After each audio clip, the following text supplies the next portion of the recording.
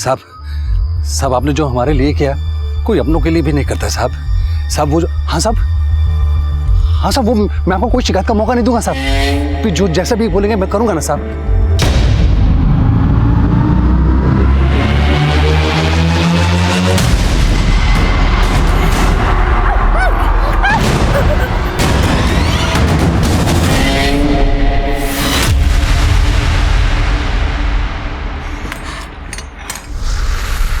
अरे relax relax, chill. Hello, अरे हम प्रैक्टिस करते रहेंगे तो हो जाएगा। Practice makes a man perfect. देखिए, इतनी मुश्किलों से तो हम आपके नजदीक आए हैं। अब आपका ये खेल कहीं हमें फिर से जुदा ना कर दे। अरे तो हम थोड़ा ना मरेंगे। अरे वो जो हमारे साथ आएगा ना वो मरेगा। तुम खाली पीछे से आना और फिर उसके बाद हम देख लेंगे।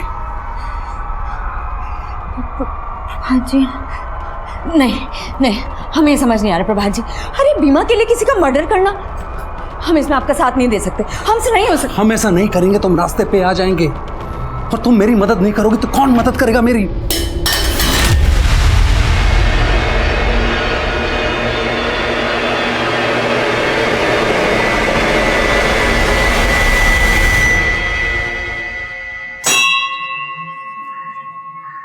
भगवान, हम गलत नहीं हैं क्योंकि आप हमारे साथ हैं।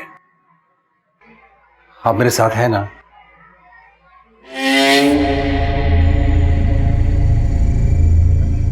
साहब दो ना साहब, कुछ दो ना साहब जी, कुछ दो ना साहब, बहुत भूखा हो साहब जी, कुछ नहीं खाया। भगवान आपकी हर इच्छा पूरी करेगा साहब।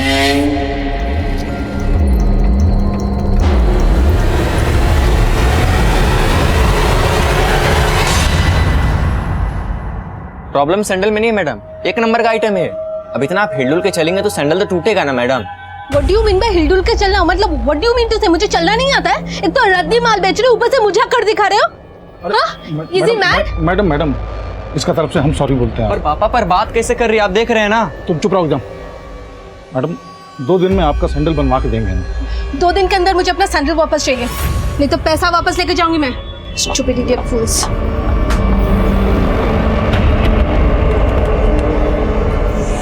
भैया जरा सो समझाइए, कस्टमर से ऐसे बात करेगा? ये ऐसे पेश आएगा?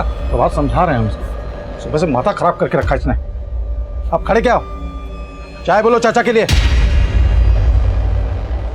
घनश्याम जी भैया, जाओ जाके चाचा के चाय लेकर आओ। उनको बोला ना, तुम लेके आओ। हाँ।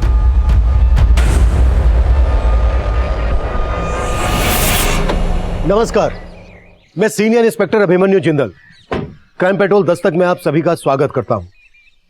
आज जो केस मैं आप लोगों के सामने रखने जा रहा हूं वो कहीं ना कहीं हर आम आदमी से जुड़ा है, जिसकी जिंदगी में अपराध कोसों दूर होता है, लेकिन एक भूल जिंदगी भर का पछतावा बन जाती है। जब कोई सही इंसान गलत राह पर होता है तो उसे समझने की एक दस्तक जरूर मिलती है, लेकिन जब कोई गलत को सही ठहराने की साजिश करता है तो उसके द्वारा उठाया गया हर कदम एक भयानक अंत की दस्तक दे रहा होता है।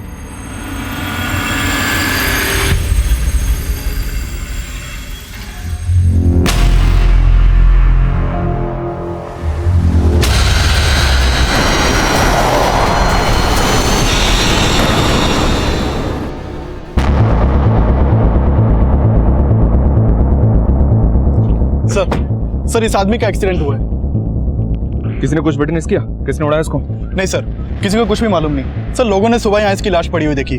हो सकता है इसका एक्सीडेंट रात में हुआ हो। पाड़े आसपास कोई सीसीटीवी? नहीं सर। इसके पास से कोई आईडी मिला? सर, इसका ड्राइविंग लाइसेंस मिला है और ये आधार कार्ड। प्रभात जी, ये आपको क्या हो गया प्रभात जी? उठिए ना प्रभात जी।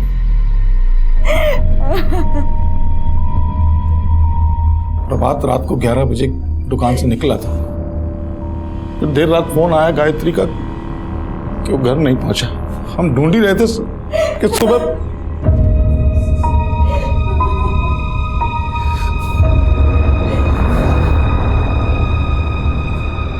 देखिए, लग तो ऐसा रहा है कि ये हिट एंड रन का केस है। पोस्टमार्टम के बाद बॉडी आपको सौंप दी जाएगी।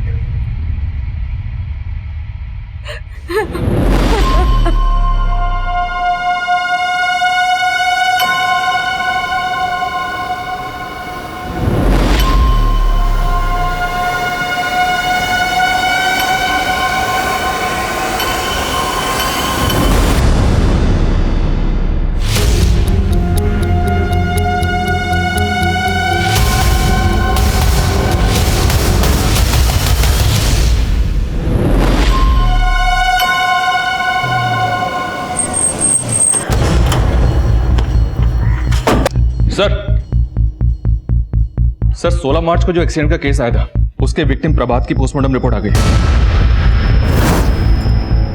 देखने से तो लग रहा था कि एक्सीडेंट होगा, पर रिपोर्ट के मुताबिक प्रभात का मर्डर हुआ था। मर्डर? जी हाँ सर, बॉडी पर प्राइमरी इंपैक्ट पीठ पर है। शायद किसी व्हीकल ने डायरेक्टली प्रभात को पीछे से टक्कर मारी। अगर किसी व्हीकल ने प्रभात की पीठ पर डायरेक्ट टक्कर मारी है, मतलब प्रभात पैदल चल रहा होगा। और cause of death head injury है। पहले प्रभात के सर पर किसी ब्लंट चीज से वार किया गया और फिर उसके सर को टायर से क्रश कर दिया गया और फिर बाइक को वहीं गिराकर क्राइम सीन क्रिएट किया गया, क्योंकि सर उसकी बाइक पर ऐसा कोई डेंट नहीं मिला जो ये साबित कर सके कि किसी गाड़ी ने उसकी बाइक को पीछे से टक्कर मारी। मतलब प्रभात का मर्डर हुआ है और उसे एक्सीडेंट देने की कोशिश की गई है। सर, जिस प्रभात नाम के आदमी की लाश हमें राजनगर में मिली थी, उसका बड़ा भाई आया।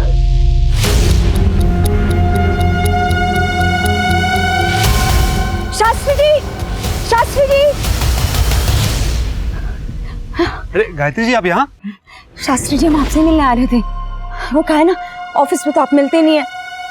अच्छा, बस हमको ये जानना था कि प्रभात जी के बीमा का पैसा कब तक मिलेगा? देखिए गायत्री जी, जब तक पुलिस से हमें ये सर्टिफिकेट नहीं मिल जाता कि प्रभात की मौत एक्सीडेंट की वजह से ही हुई थी, तब तक आपको वेट करना होगा। सर, हमको समझ नहीं आ रहा है कि कैसे कहें, हमको बहुत अजीब सा लग रहा है सर। देखिए, आपको जो भी कहना है आप बेझिझक होकर कहिए। सर, हमको लगता है कि वो लाश प्रभात का था ही नहीं सर। लेकिन सौरभ जी, बॉडी की शिनाख्त खुद आपने और प्रभात की बीवी ने की थी। सर, हमने नहीं की थी सर, गायत्री ने की थी सर। अगर आपको डाउट था तो ये बात आपने हमसे पहले क्यों नहीं कही? सर, गायत्री ने अचानक से इतना कुछ कह दिया सर, वहां कुछ कह नहीं पाए और बाद में हमने बात करने की कोशिश किया तो अजीब सा रवैया था सर उसका। जी भैया, आप प्रभात जी की आत्मा शांति की प्रार्थना की जगह कुछ भी बोले जा रहे हैं। लाश का चेहरा इतना बिगड़ा हुआ था, वो एकदम से मान लिया तुमने कि वो प्रभात है। कहना क्या चाहते हैं? हाँ, हम अपने पति को नहीं पहचानेंगे? सर, गायत्री उल्टा हमें सुनाने लगी सर, तो हमको लगा कि आप लोगों से ये बात छुपाना नहीं चाहिए सर। मर्डर? प्रभात जी का मर्डर हुआ है? मर्डर हुआ है, लेकिन आपके जेठ सौरभ का कहना है कि जिस लाश की आपने शिनाख्त की थी वो आपके पति प्रभात की नहीं थी। वो तो हमको भी पहले यही बोल रहे थे, लेकिन साहब ये मर्डर का सुन के ना हमको हमारे जेठ जी पे शक हो रहा है। एक मिनट, आप कहना क्या चाह रहे हैं, साफ साफ बताएंगे? प्रभात जी को जरूर हमारे जेठ और उनके बेटे जितेंद्र ने मारा है। ये सब बोल के कि वो लाश हमारे पति की नहीं है, वो आपको भटका रहे हैं, कहानियां बना रहे हैं ताकि आप उन पे शक ना करें। वजह? मेरा मतलब किस मकसद के लिए वो आपके पति प्रभात को मारेंगे? साहब, बाप बेटे दोनों की नजर थी प्रभात जी की दुकान पे। साहब, हम आपको बता रहे हैं कि उन दोनों की नीयत बिल्कुल अच्छी नहीं है। सर, ये नीयत में खोट निकाल के ये गायत्री को गेम कर रही है सर। हाँ साहब, हमें तो ये नहीं समझ में आ रहा कि चाची अचानक से हम पे ऐसा आरोप क्यों लगा रही हैं। हम बता रहे हैं सर, गायत्री कोई गेम कर रही है। सर, डेड बॉडी से जो कपड़े मिले थे वो प्रभात के ही थे और क्राइम सीन से जो बाइक मिली थी वो भी प्रभात की थी। चक्कर को समझ में नहीं आ रहा है, सौरभ की बात सही है या गायत्री का आरोप? सिंह, सबसे पहले लाश का डीएनए मैच करवाओ प्रभात के बेटे कमल के साथ। प्रभात की फैमिली और बिजनेस दोनों से जुड़ी हर बात पता करो। हमें दोनों पॉसिबिलिटीज पर काम करना है। क्या प्रभात का वाकई में मर्डर हुआ है? और अगर प्रभात का वाकई में मर्डर हुआ है तो ये एक साजिश है। तो इस साजिश का मकसद क्या हो सकता है?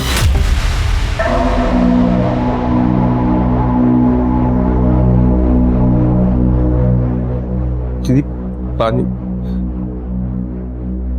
दीदी आप टूट जाओगी तो कैसे चलेगा? दीदी रो मत ना दीदी, दीदी सब ठीक हो जाएगा। दीदी आप रो मत। आप रो क्यों रहे हो? अरे कमल बेटा, मम्मी नहीं रो रही, वो मम्मी की ना आंख में कुछ चला गया था। तू ये बता, तू कानपुर चलेगा मामा के साथ? चलेगा ना? दीदी आप कानपुर चलो हमारे साथ। वैसे भी जीजा जी के नहीं हर्ष, हम नहीं जाएंगे, हमें अभी यहीं रहना होगा।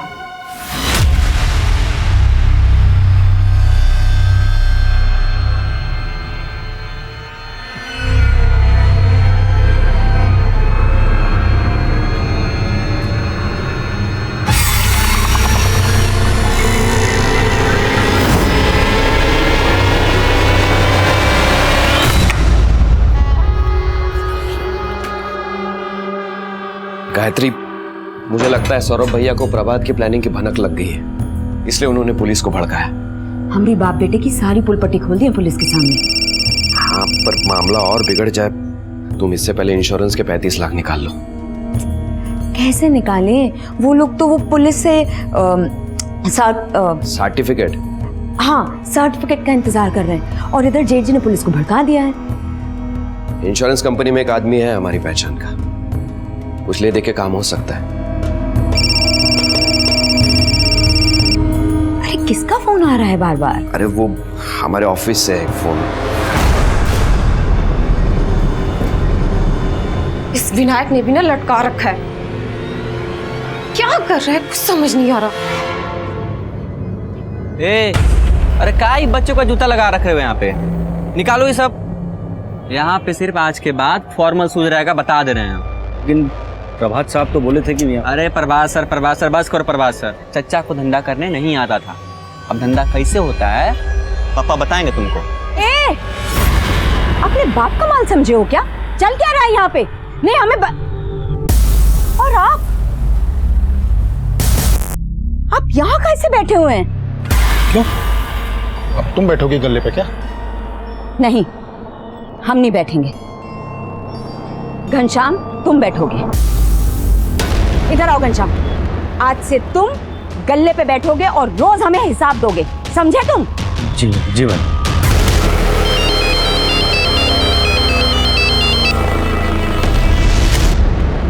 अरे काहे हमें इतना परेशान कर रहे हो आप? अरे परेशानी हमको हो रही है भाभी जी, पूरे 10 लाख रुपए लिए थे प्रभात ने।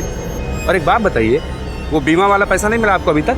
नहीं मिला है, अगर मिल चुका होता तो हम आपको पैसे लौटा देते ना। लौटाना तो आपको पड़ेगा ही भाभी जी, वो बीमा वाले के पीछे पड़िए और पैसा निकलवाइए। सर, प्रभात की बीवी गायत्री, भाई और भतीजे के कॉल रिकॉर्ड्स में तो शक करने जैसा कुछ नहीं मिला, पर मैं प्रभात के सीए से मिला जो पिछले कई सालों से प्रभात की शू शॉप के अकाउंट्स देख रहा है। उसका कहना है कि कुछ महीनों से प्रभात की दुकान घाटे में चल रही थी। प्रभात ने कई लोगों से कर्जा भी ले रखा था। एक बात और सर, प्रभात ने सिर्फ 3 महीने पहले 35 लाख की एक टर्म इंश्योरेंस पॉलिसी ली थी। तो तुम्हें क्या लग रहा है, ये साजिश इंश्योरेंस पॉलिसी के 35 लाख रुपए निकालने के लिए रची गई थी? पक्का तो नहीं कह सकते सर, हो भी सकता है। इंश्योरेंस पॉलिसी के पैसे लेने के लिए कोई अपना मर्डर प्लान करे, ऐसे एंगल्स कई केसेस में देखने को मिलते हैं। इस केस में भी यही एंगल था। प्रभात ने वाकई में अपनी डेथ प्लान की थी। अरे तो हम तो ना मरेंगे, अरे वो जो हमारे साथ आएगा ना वो मरेगा। लेकिन पोस्टमार्टम से यह साफ हो गया था कि एक्सीडेंट नहीं बल्कि मर्डर था। और यह मर्डर किसका हुआ था, यह खुलासा वाकई में हैरान कर देने वाला था। सर डीएनए रिपोर्ट, इस डीएनए रिपोर्ट के मुताबिक उस लाश का डीएनए प्रभात के बेटे कमल के डीएनए से मैच हो गया। मतलब प्रभात की बीवी गायत्री सही बोल रही थी, ये लाश प्रभात की ही थी। मम्मी, अब ठीक लग रहा है? अभी कुछ ठीक नहीं है, लेकिन धीरे धीरे सब ठीक हो जाएगा। अच्छा मम्मी, पापा कब आए? पापा घर पे नहीं आएंगे, जब हम बाहर घूमने जाएंगे ना तब वो हमको वहां मिलेंगे, समझे?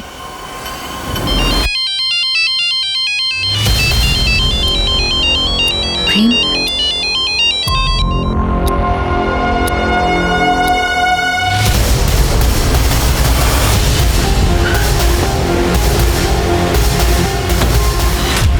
गायत्री जी माफी चाहूंगा, हमने आप पर शक किया। दरअसल आप बिल्कुल सही कह रही थी, वो लाश आपके पति प्रभात की ही थी। आपने अपने जेठ सौरभ और उसके बेटे जितेंद्र पर शक जताया था। अब हम इसी दिशा में काम कर रहे हैं।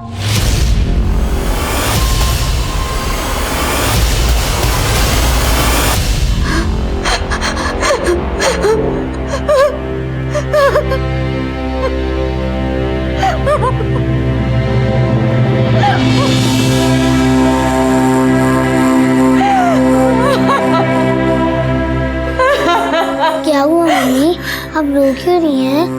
अब कोई भी नहीं है यहाँ।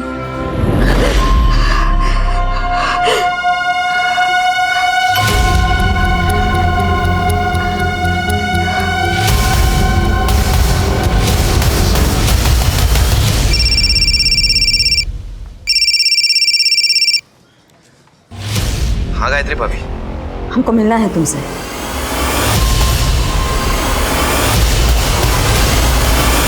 सिंह, अब हमारा फोकस क्लियर है। यह केस प्रभात की हत्या का ही है। अब हमें यह पता लगाना है कि प्रभात की हत्या के पीछे किसका और क्या मोटिव हो सकता है। फिलहाल सबसे बड़ा मोटिव तो सौरभ का ही दिख रहा है सर। इसके बेटे जितेंद्र के बारे में पता किया मैंने, 1 नंबर का चर्सी। 6 महीने पहले प्रभात ने सौरभ और जितेंद्र को नौकरी दी, तभी से प्रभात की दुकान घाटे में जा रही थी, पता किया मैंने। हो सकता है सर दोनों बाप बेटे मिलकर दुकान में घपला कर रहे हो। इस बात का पता प्रभात को चल गया और दोनों ने मिलकर प्रभात का गेम बजा दिया।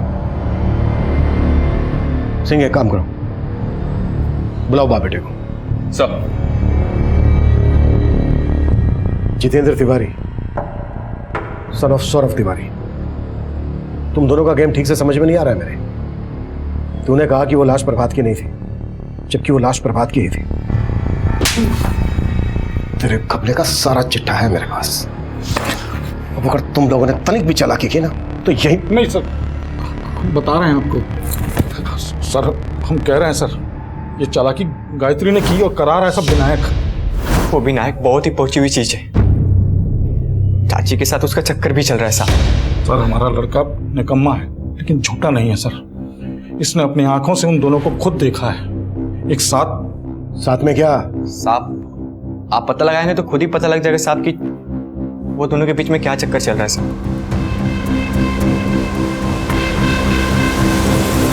विनायक, अब सर से पानी ऊपर जा चुका है। अगर मुझे पता चला ना कि तुम मेरे साथ कोई गेम कर रहे हो तो तुम्हारे लिए बिल्कुल अच्छा नहीं होगा।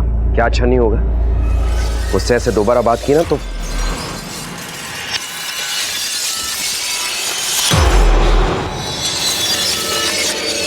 गायत्री भाभी, हमें लग रहा है पुलिस झूठ बोल रही है।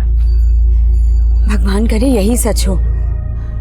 पर प्रभात जी हमसे बात क्यों नहीं कर रहे हैं?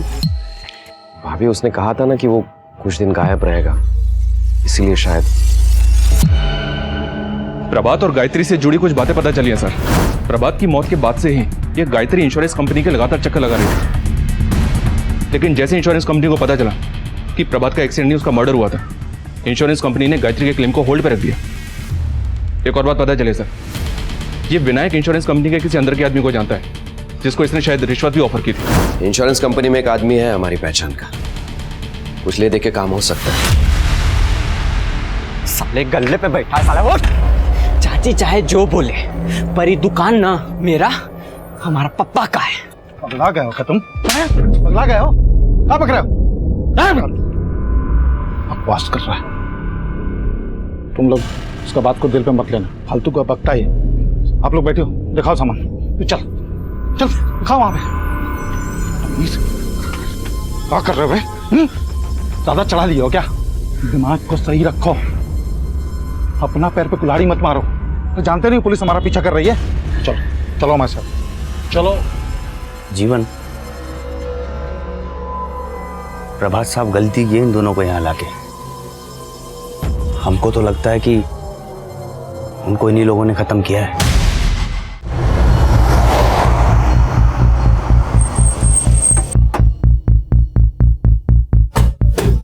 कुछ दिन पहले केस आया था मेरे पास, जिसमें एक पत्नी ने अपने प्रेमी के साथ मिलकर अपने पति को ऊपर पहुंचा दिया। आप ये सब बोलकर साबित क्या करना चाहते हैं हमें? वही जो आपने समझा। आपके और विनायक के बीच। देखिए, आप एक पतिव्रता पे शक करके ठीक नहीं कर रहे हैं। सर, प्रभात मेरा बहुत अच्छा दोस्त था, इसीलिए मैं गायत्री भाभी को मिलता रहता हूँ, और उनको यहाँ संभालने वाला भी कोई नहीं है। और गायत्री को संभालते संभालते ही तूने प्रभात का मजाक बना के रख दिया आपने प्रभात जी की मौत का। पहले बोले कि बॉडी उनकी नहीं है, फिर आगे बोले कि बॉडी उन्हीं की है, और अब आप सोच रहे हैं कि हम खुद ही मार दें अपने पति को। अगर नहीं तो प्रभात की मौत के तुरंत बाद इंश्योरेंस पॉलिसी के पैसे लेने की इतनी जल्दी क्या थी आपको? अगर पॉलिसी के पैसे जल्दी मिल गए होते ना तो आप और विनायक कभी के रफू चक्कर हो गए होते। आप कुछ भी सोच रहे हैं सर। ए विनायक, चुप बिल्कुल। इंश्योरेंस का पैसा लेने के लिए जो अकंडे तू अपना रहा है ना, वो सब पता है मैं। कैसे हथकंडे सर? मैं तो बस चाहता था कि गायत्री भाभी को इंश्योरेंस के पैसे जल्द से जल्द मिल जाए। आपको उसकी फाइनेंशियल हालत का अंदाजा भी है? अंदाजा है हमें, और सब समझ भी रहे हैं। सब गलत समझ रहे हैं साहब, आप सब गलत समझ रहे हैं। एक तरफ आप पीछे पड़े और दूसरी तरफ वो प्रेम हमारे पीछे पड़ा रहता है। प्रेम? ये प्रेम कौन है? जी वो प्रभात जी ने 10 लाख रुपए ब्याज पर लिए थे प्रेम से। उनकी मौत के बाद उस प्रेम ने जीना आराम कर दिया हमारा। लौटाना तो आपको पड़ेगा ही भाभी जी। वो बीमा वाले के पीछे पड़िए और पैसा निकलवाइए। इस प्रेम को पहले से पता था कि प्रभात ने 35 लाख रुपए का बीमा लेकर रखा था अपना। अब साहब वो बोल रहा है तो उसे पता ही होगा। शायद प्रभात जी ने बताया उसे। हाँ तो क्या हुआ पैसों करे? हैं? पकड़ो इसे। एक मिनट जबरदस्ती उठवा लाया आप हमको यहाँ पे। अरे सर ये तरीका है क्या? सीधा मुद्दे पे आ, मुद्दे पे। सर माना कि प्रभात पैसे देने की स्थिति में नहीं था, लेकिन हमने कभी उसको धमकी नहीं दी सर। सीधा मार दिया। लेनदार को मार के हम अपना पैसा डुबवाएंगे सर। तुझे पहले से पता था ना कि प्रभात की 35 लाख रुपए की इंश्योरेंस पॉलिसी थी। उसके मरने के बाद वो 35 लाख रुपए उसकी बीवी को मिलते। वो उन्हीं पैसों में से तू अपने 10 लाख रुपए वसूल करने की सोच रहा है उसकी बीवी से। ऐसा कुछ नहीं है सर, बल्कि उनकी पत्नी को तो हमने डेडलाइन दिया था 3 महीने का। इसी तरह की डेडलाइन तूने 15 मार्च तक की प्रभात को दी थी, और 15 मार्च तक जब वो अपने पैसे नहीं चुका पाया तो 16 मार्च को तूने उसका मर्डर कर दिया। सर आप हम पे खामोखा शक कर रहे हैं। उस दिन हम घर पे थे, मैच देख रहे थे। हमारा कॉल रिकॉर्ड निकल लिया, चेक करिए सर। तो मुझे मेरा काम मत सिखा, और शक तो हम तुझ पे करेंगे। और अगर कुछ भी मिला ना तेरे खिलाफ तो उसका तुझे ब्याज चुकाना पड़ेगा। और अगर हमें बिना इन्फॉर्म किए शहर से बाहर गया तो तेरा असल सूद सब बराबर कर देंगे। चल निकल, निकल चल। इसको जाने क्यों दिया सर? अपने तरीके से पूछताछ करते 2 मिनट में सब उगल देता। नहीं सिंह, इसे क्या बोलना है पहले से तैयारी करके आया है। प्रभात की मर्डर वाली रात की इसकी सारी एक्टिविटीज चेक करो, नजर रखो इस पर। साहब जी, साहब जी, साहब जी, साहब जी, साहब जी, साहब जी।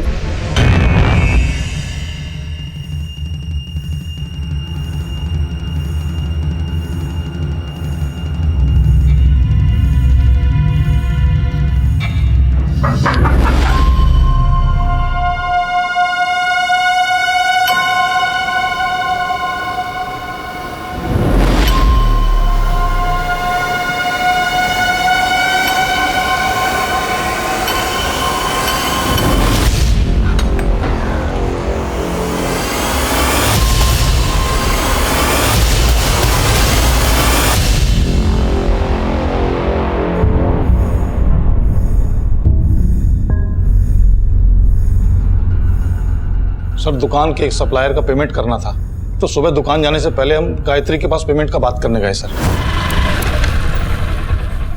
वहां पहुंचे तो देखे ताला लगा हुआ है सर। हम गायत्री को फोन किए, उससे चौप हो रहा था। उसके बाद हम वहां से निकल ही रहे थे कि भीतर से कमल का रोने का आवाज आया सर। हम पड़ोसी को सबको इकट्ठा किए और ताला तोड़ दिए सर। बहुत जगह ढूंढे, बहुत जगह बात किए, गायत्री का कुछ पता नहीं चल रहा है सर।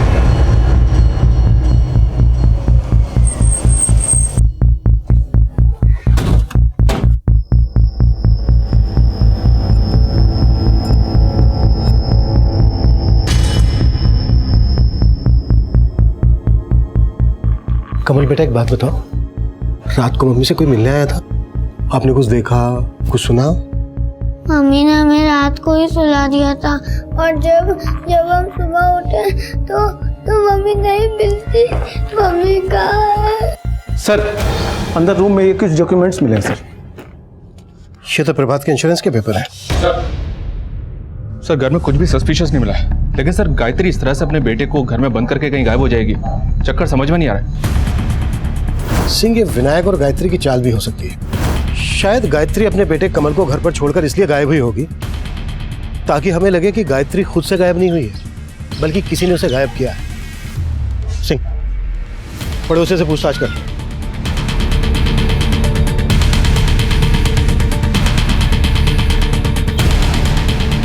सर हमने रात को तो यहाँ से किसी को आते जाते नहीं देखा, लेकिन आज सुबह जब हम बाजार से घर जा रहे थे तो देखा कि गायत्री के चेटियां घर के बाहर सबको इकट्ठा कर रहे थे। हम वहाँ पहुँचे तो पता चला कि कमल अंदर बंद है और बाहर से ताला लगा है, मगर फिर गायत्री के जेठ ने पत्थर मार के ताला तोड़ दिया। Thank you sir. पांडे ने गायत्री के कॉल रिकॉर्ड चेक किए। गायत्री को लास्ट कॉल रात को 10 बजे उसके भाई हर्ष ने किया था। फिर गायत्री का फोन ट्रैवल हुआ प्रभात की दुकान वाली एरिया की तरफ। फिर उसी एरिया में तकरीबन रात को 1 बजे गायत्री का फोन स्विच ऑफ हो गया।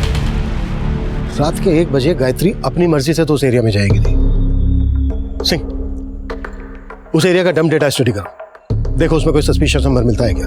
और कल रात गायत्री के भाई हर्ष ने गायत्री को फोन किया था, बुलाओ उसको। तब तक सौरभ से बात करते हैं। सर आप हम पे शक कर रहे हैं, हम आपकी मदद कर रहे हैं सर। हम बच्चे को लेके आपके पास आए और आप बताइए सर, रात को 1 बजे हम दुकान पे क्या करेंगे? हम टाइम से सो जाते हैं, चाहे तो पता कर लीजिए आप। हमें क्या क्या पता करना है और क्या क्या नहीं करना है वो हम पता कर लेंगे। फिलहाल हमें यह पता है कि गायत्री का फोन दुकान वाले एरिया में रात के 1 बजे तक एक्टिव था। तुम उसी दुकान पे काम करते हो ना? हाँ सर काम करते हैं, लेकिन 24 घंटे वहां थोड़ी रहते हैं सर। वो जीवन और घनश्याम रात को वहीं सोते हैं सर। अगर गायत्री रात को 1 बजे गई होगी तो उनसे जरूर मिली होगी सर, पता करिए सर आप। सर ये सौरभ अपना बैकअप प्लान तैयार रखता है, लेकिन यह भी तो हो सकता है कि इस बार ये सच बोल रहा हो। इन जीवन और घनश्याम को उठा लाओ। सर गायत्री का भाई हर्ष आ गया है। सर हमारी दीदी कमल को रात को अकेला छोड़ के कहीं जा ही नहीं सकती सर। आप पता तो कीजिए, जरूर कोई गेम कर रहा है। तुम्हारी दीदी को कल रात 10:15 बजे तुमने फोन किया था, तब कहाँ थे तुम? कानपुर में सर। जीजा जी के मर्डर के बाद से हम रोजाना दीदी को फोन करते हैं। कल रात को बात क्या हुई थी तुम्हारी गायत्री से? हाँ हर्ष बोलो। दीदी अपना अकाउंट नंबर SMS कर दीजिए। क्यों?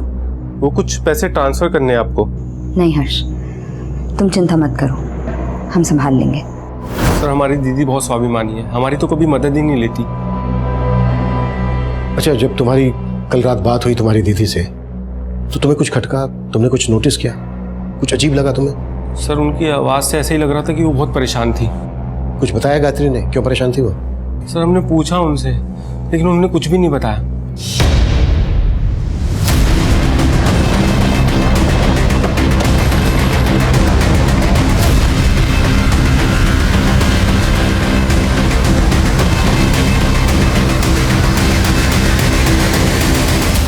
सब दुकान तो रात को 11 बजे बंद हो जाती है, इतनी रात को गायत्री भाभी वहां क्यों आएंगी?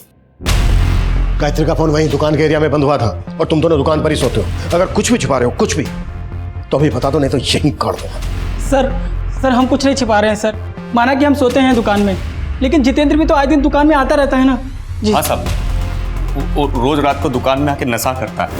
वो कल रात को भी 1 बजे के करीब आया था और फिर वो चला गया, लेकिन गायत्री भाभी को वहां नहीं देखा हम लोगों ने। सर गायत्री के घर के आसपास के एरिया का डम डेटा चेक किया।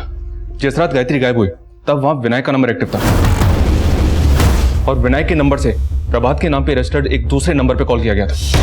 प्रभात का दूसरा नंबर? जी हाँ सर, यह नंबर चेन्नई में एक्टिव था लेकिन अब बंद है। चेन्नई में प्रभात का दूसरा नंबर कौन यूज कर रहा होगा? पता नहीं सर, कहानी को समझ में नहीं आ रही। सब समझ में आएगा सिंह।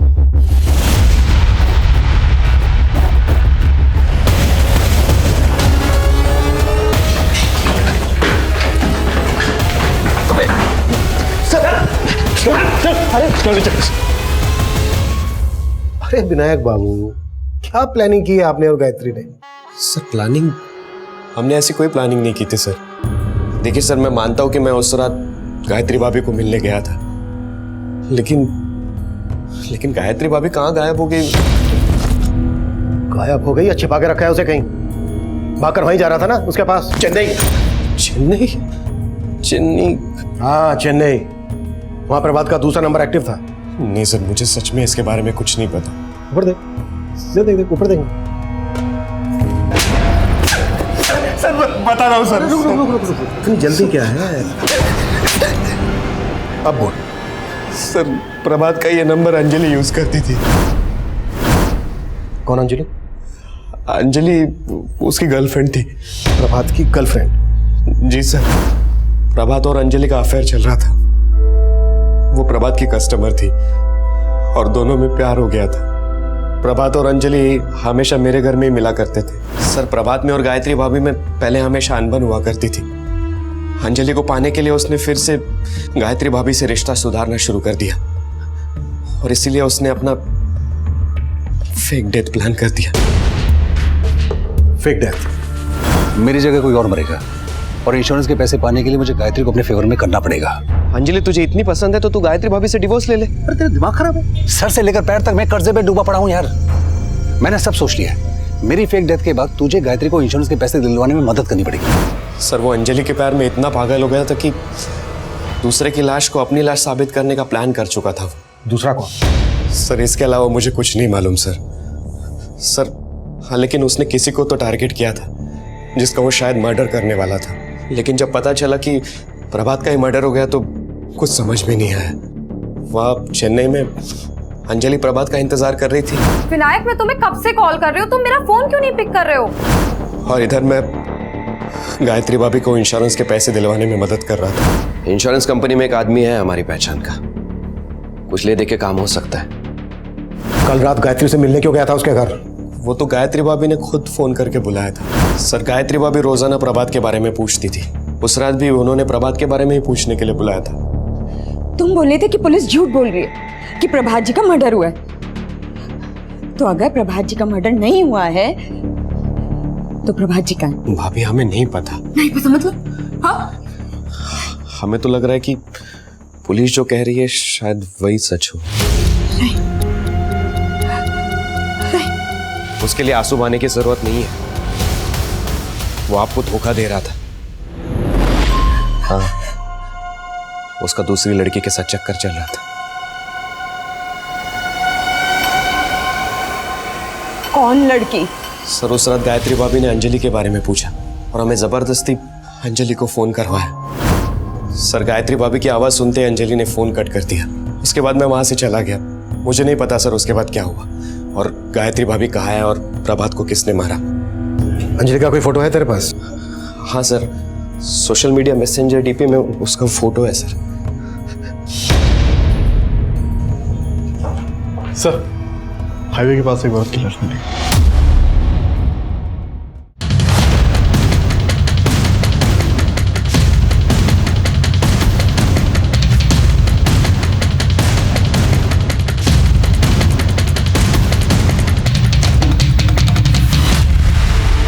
पांडे, बॉडी पोस्टमार्टम के लिए भेजो और देखो आसपास कुछ मिलता है क्या। सर गायत्री का फोन बंद होता है प्रभात की दुकान के एरिया में और लाश मिलती है वहां से 10 किलोमीटर दूर यहाँ हाईवे के पास। मुझे तो ये विनायक का ही गेम लग रहा है और ये भी हो सकता है कि प्रभात के मर्डर का प्लान अंजलि और विनायक दोनों ने मिलकर बनाया और इस बात का पता गायत्री को लग गया हो, इसलिए दोनों ने मिलकर गायत्री को मार दिया। हमें लग रहा था कि अंजलि इस गेम की मास्टर प्लानर है, लेकिन अपना फेक एक्सीडेंट प्लान करने वाला प्रभात इस केस का असली मास्टरमाइंड था। लेकिन उसका मर्डर कैसे हुआ, किसने किया, यह खुलासा चौंकाने वाला था। लेकिन इस केस की सबसे बड़ी विक्टिम गायत्री थी, जो अपने पति प्रभात के धोखे का शिकार हुई थी। गायत्री और प्रभात की आप बीती की गाज उनके बेटे कमल पर गिरी, जो अब अनाथ हो चुका है। प्रभात के बाद गायत्री का मर्डर किसने किया होगा, यह तब हमारे लिए पहेली बना हुआ था, जिसका जवाब हम अंजलि की तलाश में ढूंढ रहे थे। और अंजलि का गायब होने का खुलासा भी कोई कम चौंकाने वाला नहीं था। सर विनायक ने कहा था कि अंजलि इंद्रपुरम में रहती थी।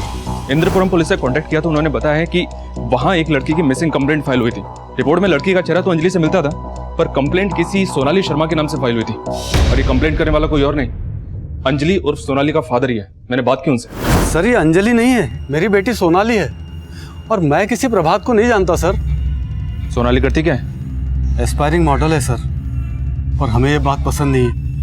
ये सोनाली गायब कब से? 9 मार्च। प्रभात का मर्डर होता है 16 मार्च को और ये लड़की अंजलि उर्फ सोनाली 9 मार्च को गायब होती है। और विनायक जिस नंबर पर इस सोनाली को फोन करता है वो नंबर गायत्री के मर्डर वाली रात तक चेन्नई में एक्टिव था। हम श्योर से विनायक कोई गेम खेल रहा है। लेकिन सर इस विनायक ने जितना बोला है उसके आगे कुछ उगल नहीं रहा है। इसका तो ये भी कहना है कि वो ये तक नहीं जानता कि अंजलि का असली नाम सोनाली है। इस सोनाली का कैसे भी करके पता लगा रहा होगा सिंह, यही हमें इस केस की जड़ तक लेकर जाएगी।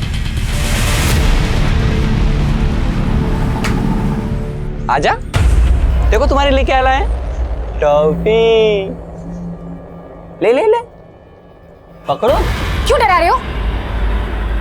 अब इसे भी मारने का इरादा है क्या? इरादा तुम्हारा है आंटी, पापा ने तुम पे नजर रखने के लिए बोला है।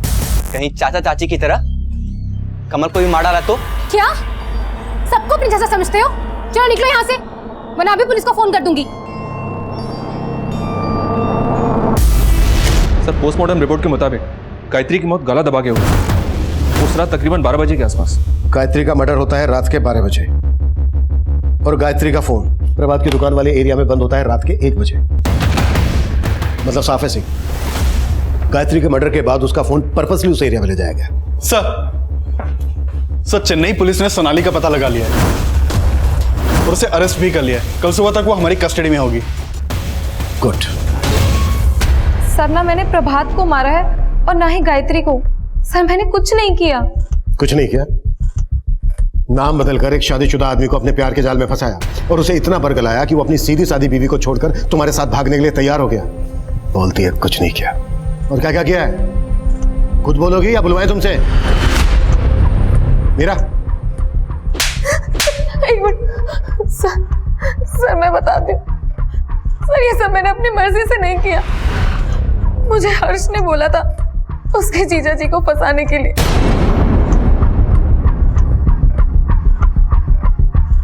कमल बेटा, क्या हुआ? चल आइसक्रीम खाने चलते। चल चल चल चल। और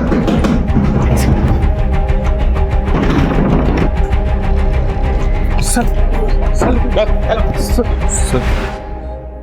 हमारा और सोनाली का अफेयर बहुत पहले से था।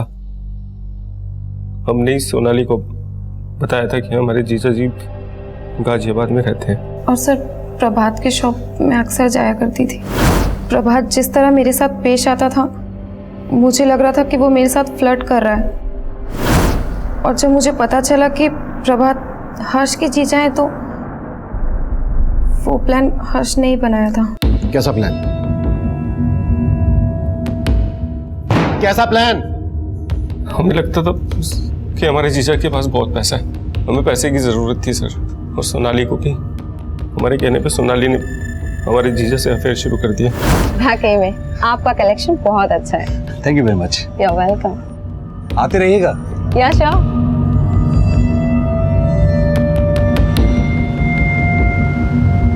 प्रभात ने मुझे फोन करने में जरा भी देरी नहीं की। तो प्रभात के घाटे और कर्ज लेने की वजह यह थी कि वो तुम पे पैसे उड़ा रहा था। हाँ सर, लेकिन प्रभात के फेक एक्सीडेंट का प्लान प्रभात ने खुद बनाया था। हमने उसका मर्डर नहीं किया। मैं तो तब चेन्नई में थी। लेकिन हर्ष यही था। जिस रात गायत्री का मर्डर हुआ, उस रात तो कानपुर से यहाँ गाजियाबाद आया था। सब पता लगा लिया हमने। अब तो खुद बोलेगा या फिर? मानते हैं सर कि हमने अपनी दीदी को मारा सर, लेकिन अपने जीजा को हमने नहीं मारा सर। विनायक ने हमारी दीदी को सोनाली के बारे में सब कुछ बता दिया था। उस रात दीदी ने हमें फोन किया और सोनाली के बारे में बात करने लगी। तुम्हारे जीजा जी का कहीं चक्कर चल रहा था, वो हमको धोखा दे रहे थे। क्या बोल रही हो दीदी? ऐसा कुछ नहीं, आप बेवजह परेशान हो रही है। ऐसा ही है हर्ष, हमें विनायक ने बताया सब कुछ। कोई लड़की है अंजलि नाम की, चेन्नई में रहती है। हमें लगता है कि ये सब ना उसने ही किया। तुम्हें पता है, हमने ना विनायक से उसका नंबर ले लिया। अब बस हम अभी के अभी जाके पुलिस को उसका नंबर दे देंगे। दीदी आप वो अंजलि की बात कर रही हो क्या? वो जो चेन्नई में रहती है? हाँ, और उसको तो हम जानते हैं दीदी। उसको तो आज हमने सुबह हाईवे पे देखा। दीदी आप एक काम करिए, आप हाईवे पे आ जाइए, हमने उसका घर देखा हुआ है। दीदी हमारी बातों में आ गई।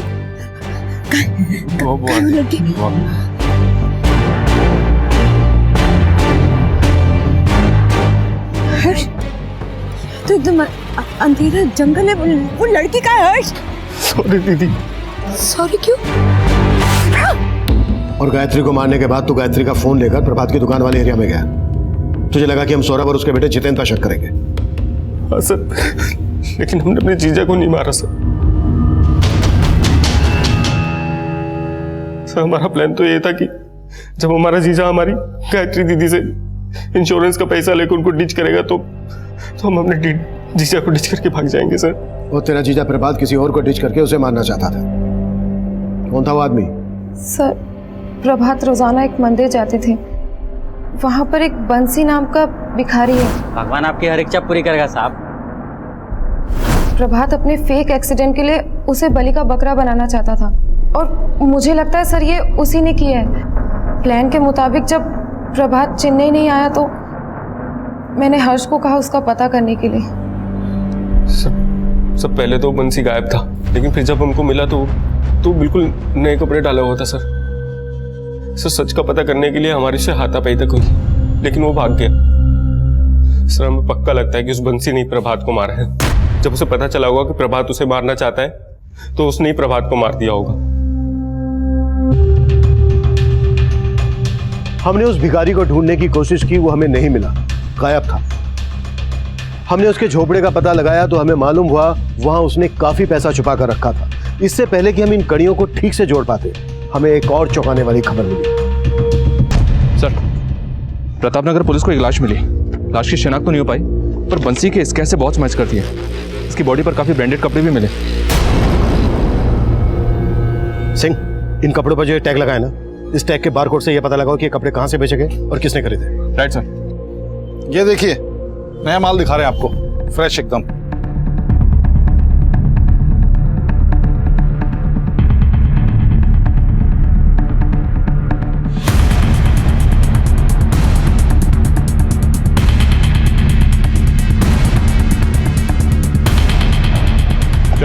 अरे सर मुझे कहाँ ले जा रहे, मैंने क्या किया सर? बंसी के लिए कपड़े तूने खरीदे थे ना? बंसी? तुम सर, लेकिन सर आप लोग क्या कर रहे हैं, हमें कुछ समझ में नहीं आ रहा है। सीसीटीवी में बंसी के लिए कपड़े खरीदता हुआ दिखा है तो? सर कौन से कपड़े सर, हमने नहीं खरीदे। ऊपर देख।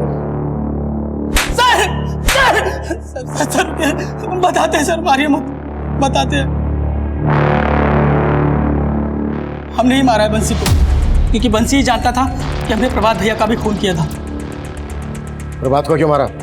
प्रभात भैया के गले से पैसे उस जितेंद्र ने चुराए और उन्होंने हम पर शक किया। लेकिन भैया हमने चोरी नहीं किया भैया। जिस थाली में खाना खाता उसे तो भैया हमने नहीं चोरी की। भैया पीछे मत आओ, तू निकल यहाँ से। सर प्रभात भैया को उस समय तो यकीन नहीं हो रहा था, उन्हें उनकी गलती का एहसास हुआ और उन्होंने फिर से मुझे काम पर बुला लिया। जीवन, आई एम सॉरी भाई, वो बस कीजिए ना भैया, हम तो हमेशा आपको अपना बड़ा भैया ही मानते हैं। मैं अपनी बेइज्जती भूला नहीं था। प्रभात भैया को लगता था कि मैं उनके लिए कुछ भी कर सकता हूँ, इसलिए उन्होंने उस नकली एक्सीडेंट के प्लान में मुझे शामिल किया।